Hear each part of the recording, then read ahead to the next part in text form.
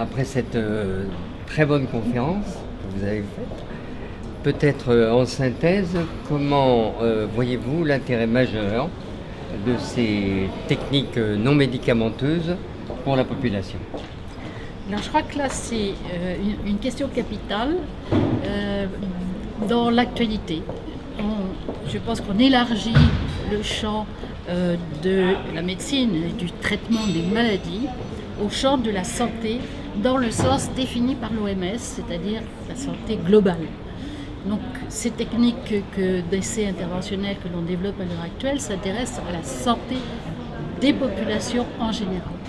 Donc ça, c'est vraiment le point important, c'est le point un peu nouveau qui nous amène à faire un congrès sur ce sujet, bien sûr. Donc c'est l'élargissement de la problématique de la santé. Absolument. Non pas à la maladie, mais à la globalité. Voilà, absolument. C'est dans ce sens-là. D'accord. C'est à la fois, si vous voulez, améliorer sa santé, mais c'est également garder sa santé par la prévention et vivre en bonne santé. Alors, puisque vous êtes une spécialiste de la prévention, comment voyez-vous ces techniques utilisables dans la prévention? Alors, c'est là où, ce que j'ai exposé tout à l'heure, il y a un problème de méthodologie à repenser. Par rapport à la médecine basée sur les preuves, il faut maintenant faire les interventions en santé basées sur les preuves. Et on ne peut pas totalement faire du copier-coller de ce qu'on a fait pour les thérapeutiques médicales ou je dirais même radiothérapiques et chirurgiques, je mets un peu dans le même panier, dans le domaine des interventions complémentaires en santé. Donc il y a, tout en gardant, je dirais, le fondamental, c'est-à-dire la rigueur, tout en gardant la rigueur, réadapter l'ensemble de la méthodologie à nos problèmes d'intervention en santé, que ce soit sur des malades, que ce soit sur des biens portants. Donc depuis, je dirais, l'initiation même, ce qu'on appelait pour les essais thérapeutiques, les phases 1, les phases 2, jusqu'aux phases de démonstration d'efficacité, phase 3, voire d'effectivité, comme il a été dit ce matin, dans la population. D'accord. Et alors, pour l'avenir, comment envisagez-vous le développement de ces techniques?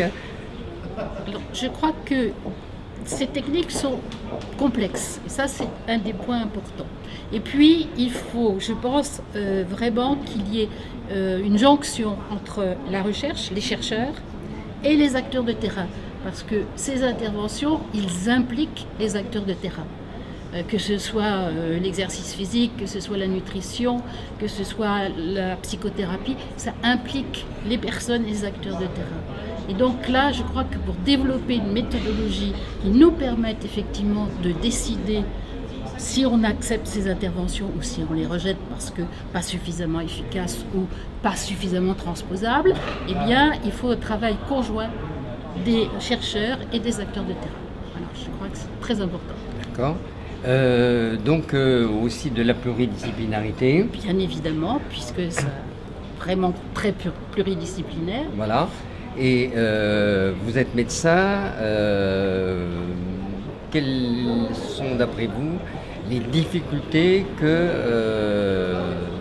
va y avoir pour réaliser sur le terrain ces opérations de prévention avec toutes ces techniques non médicamenteuses? Alors je crois qu'il faut qu'on sorte de la médecine.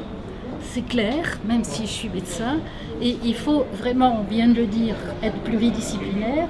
Il faut donc que ces actions comportent peut-être des médecins, mais je pense beaucoup d'autres acteurs, que sont les professionnels de santé, mais aussi les enseignants, mais aussi, je dirais, les communicants. Mais voilà, il y a tout un tas d'acteurs, de nouveaux acteurs, qu'il faut absolument incorporer dans ces actions et ces d'intervention en santé. Dernière question, il a été dit qu'il faudrait peut-être changer la culture médicale. Qu'est-ce que vous en pensez? C'est difficile. Je suis médecin, mais je suis épidémiologiste et donc et santé publique, donc je pense plus santé publique que individu, médecin-patient. Il faut donc changer totalement la façon de penser des médecins qui pensent j'ai un patient qui vient de me demander ses soins, je lui donne mes soins individuels. Pour penser, j'offre à la population des solutions de santé et j'essaye de faire comprendre à la population qu'elle doit les accepter et en faire siennes. C'est-à-dire qu'il y a une autonomie de la population vis-à-vis de ce qu'on lui offre. Et il faut donc que le message, vous voyez, c'est totalement inversé au point de vue, je dirais même éthique.